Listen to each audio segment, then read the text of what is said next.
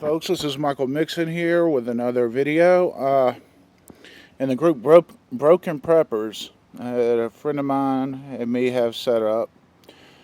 Well, he set it up. He's made me admin.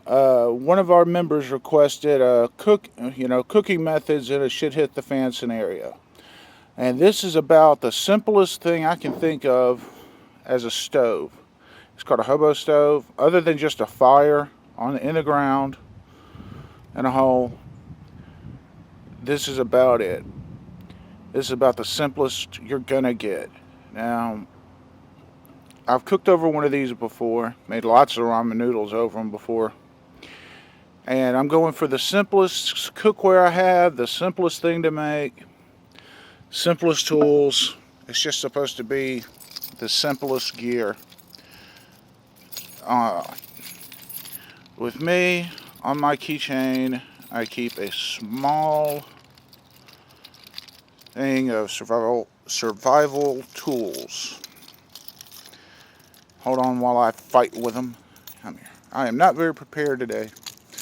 Okay, and here they are. This is an emergency whistle from Tops. This is the UST Fire Strike, I want to say is what they're called.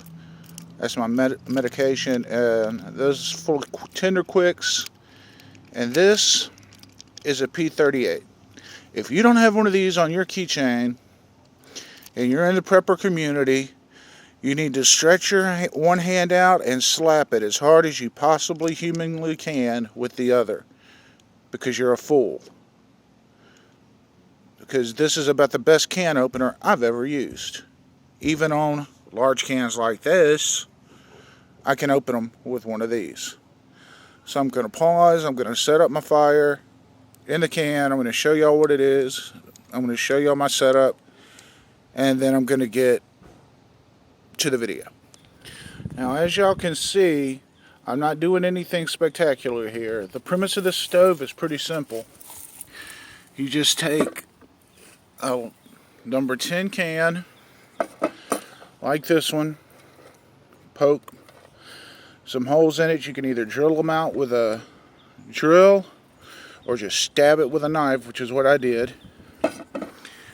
And then to get your fire going, to get your fire base, you just find a bunch of small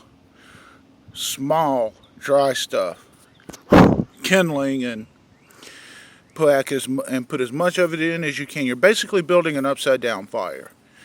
I'm going to use, in this container here, I've got some Vaseline soaked cotton balls. I'm going to use a Tender Quick, a ferro rod, and some Vaseline soaked cotton balls to get this fire going. And I'm going to pause, get some more wood in my stove, and then we're going to get started. Okay, so here's my stove so far before I put any of the Vaseline or cotton balls or Tender Quicks. And I'm just using the Tender Quick really as a means to help get the Vaseline soaked cotton ball going if I need it. I'm going to start out with just a Vaseline soaked cotton ball and work from there. So give me a second to get that out, put in there. I'll show you how I'm setting it up. We'll go from there. Okay, so there's my Vaseline soaked cotton balls, ferro rod, striker. I'm only one guy out here with it. I'm just an idiot. Like I said in another video, I'm just an idiot out here with a cell phone trying to make YouTube videos. So sorry I can't show you all every single step I take, but I'm doing the best I can. So I'm going to hit pause again, get it lit, and we'll work from there. Okay, Vaseline soaked cotton balls lit on the second strike of the fire steel. Or ferro rod. Excuse me, I hate that term.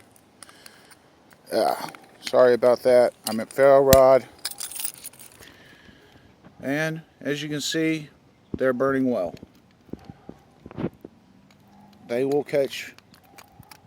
They will get your wood caught on fire.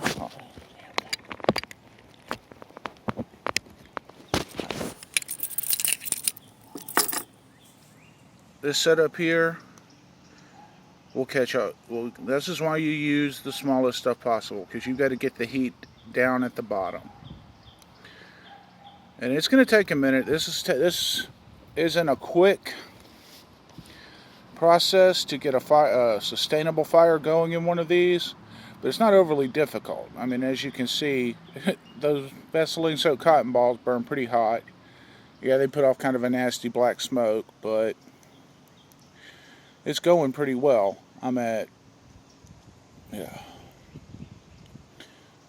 So I'm going to pause for a minute. I'm going to let this burn. I'm going to get a little bit more fuel for the fire, set aside. And then when I think I've got a fire good enough to cook this stew in, and this is what we're cooking, yeah, by the way, just a can of beef stew. Like I said, it was the question was, shit hit the fan, ways to cook. I mean, as you can see, it's already got a good fire going in it. The container I'm cooking in is a dollar store stainless steel dog bowl that I just spray painted black. I took this idea straight out of Dave Canterbury's discount bushcraft kit, and I will post a link to that video. I'll post a link to the Broken Preppers and JP Frogtac, since he started all this. So I'm gonna let this burn for a minute and we'll go from there. Okay, I forgot two very important parts to this. One, a utensil to stir the meal with, to stir the contents with, and the handle that goes to this cup. Okay, the handle that's supposed to work on this dog bowl, but obviously I put too much weight in. This is over a pound of stew. It's still very cold. So, but I mean, as you can see, there's still fire going inside there. I'm gonna have to get another way to get this thing off the fire. Could get another one of these, and these are just set up standard vice grips. And I could probably just grab the other side with a stick, set it to the side. And that's exactly what I'm going to do. Check my fire real quick, and I'll get back. Okay, my fire died down. My fire tried to die off on me. I guess the holes I got punched in here aren't quite enough to give it enough oxygen. Plus, the whole top was covered. So this may not be the best container to use for this. I've got some other cook kits that'll probably work better, cook pots, but I was just going for the cheapest, easiest way to do it. But if you're making one of these in advance, junky ass backyard, all you need to do is find yourself a piece of diamond sheeting like this. Cut it to fit, and voila, you got a cooktop.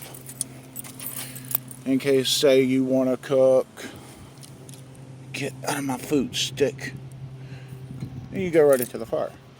In case, say, you want to cook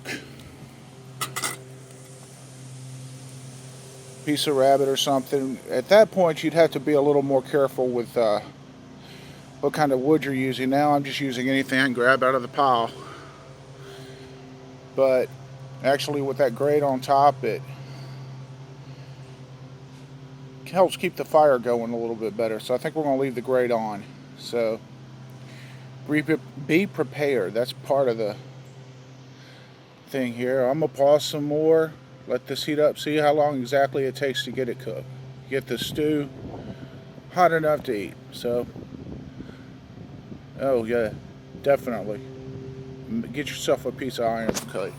Get my vice grips off here before they're too hot to handle. Okay. Get that out of there. And I'm going to keep working at this, and we'll see how it goes. I've never actually cooked anything like this on one of these before, so Like I said, mostly boiling water, ramen noodles. You can watch me pull it. Now, this stuff's only been cooking for a few minutes. Smoky. Yeah, okay, this was a smoky way to cook. But as you can see, well, you could see, the soup's already starting to bubble. I mean, 10 minutes into this video, I've probably been out here for probably 15-20 minutes total doing all this, so I haven't really missed.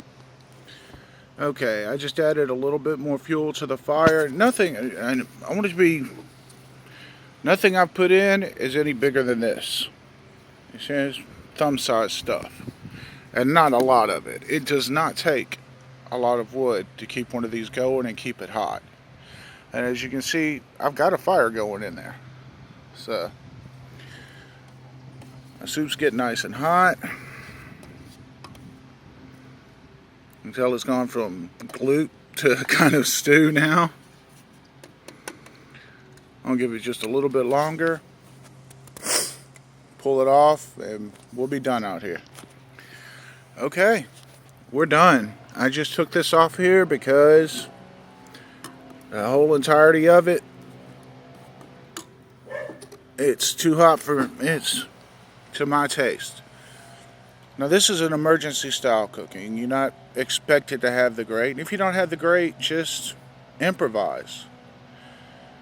Notch a couple of green sticks, live green sticks. But look at the fire you're getting inside this thing. And that's not a lot. It doesn't take a lot of fuel. This is one of the least fuel consumptions stoves that I know of. Unless you start going with a firebox or something, pre-made. But this was a request for emergency scavenging type thing. So I went with the simplest thing I had in that category that I could think of in that category, other than just a regular fire, the fire pit, or on the ground like the fire pit you see here. So that pretty well does it for my video. I thank y'all for watching. This is Michael Mixon, and hope y'all enjoy it. I'm gonna go in and guess eat some stew, share it with the pup, and get this fire out. And y'all have a great day.